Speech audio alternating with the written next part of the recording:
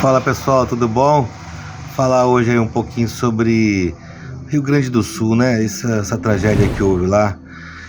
A gente com a visão um pouco mais técnica do negócio, tentar aí esclarecer o que poderia ter sido feito para evitar isso, o que pode ser feito de agora em diante também, né? Para não deixar isso repetir.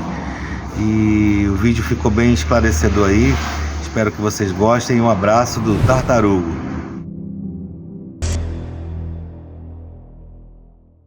Nos últimos meses, o Rio Grande do Sul, no Brasil, tem enfrentado uma crise sem precedentes.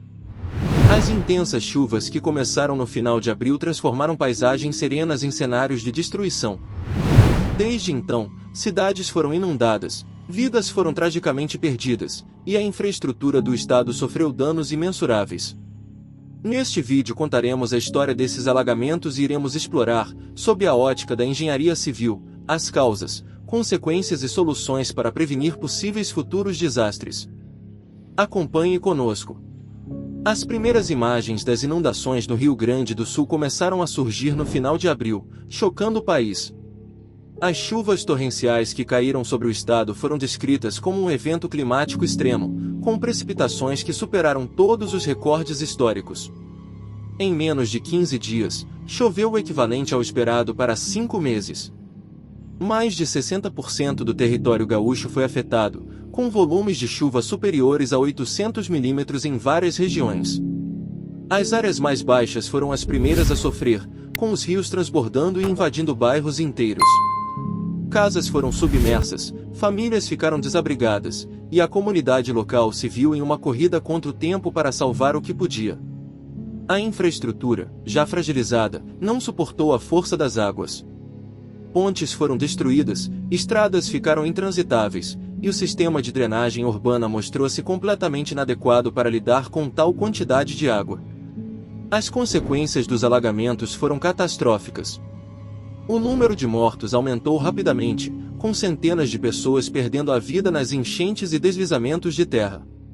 Milhares ficaram desabrigados, necessitando de abrigo temporário e ajuda humanitária.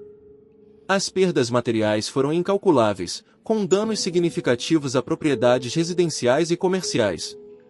A agricultura, um dos pilares econômicos do Rio Grande do Sul, sofreu enormemente. As plantações de arroz, em particular, foram devastadas, pois os campos inundados não puderam ser drenados a tempo. A perda de safra afetou tanto os agricultores quanto a economia local, gerando uma crise de abastecimento e aumento dos preços dos alimentos. Para entender as raízes dessa catástrofe, é essencial considerar tanto os fatores naturais quanto os antropogênicos. O aumento da frequência e intensidade das chuvas pode ser diretamente atribuído às mudanças climáticas globais. A queima de combustíveis fósseis, o desmatamento e práticas agrícolas insustentáveis têm contribuído para o aquecimento global, intensificando eventos climáticos extremos como os observados no Rio Grande do Sul. Do ponto de vista da engenharia civil, a infraestrutura existente revelou-se inadequada para lidar com esses novos padrões climáticos. A falta de sistemas eficientes de drenagem e manejo de águas pluviais, combinada com um planejamento urbano deficiente, exacerbou os efeitos das chuvas intensas. Muitas construções foram erguidas em áreas de risco, sem considerar as condições hidrológicas e geológicas locais. Para prevenir futuros desastres e mitigar os impactos de eventos climáticos extremos, várias medidas precisam ser implementadas. É crucial atualizar e expandir os sistemas de drenagem urbana para manejar volumes maiores de água. A construção de reservatórios e bacias de contenção pode ajudar a controlar o fluxo de água durante chuvas intensas, evitando enchentes repentinas. A revisão dos planos urbanos para evitar construções em áreas de risco é essencial. Implementar zonas de amortecimento e áreas verdes pode absorver parte da água da chuva, reduzindo o risco de inundações.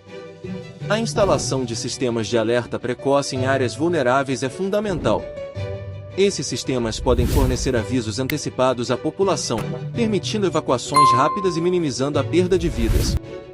Programas de educação comunitária podem ensinar práticas seguras para lidar com alagamentos e outros desastres naturais, tornando as comunidades mais resilientes. Investir em infraestrutura que possa resistir a eventos climáticos extremos é essencial.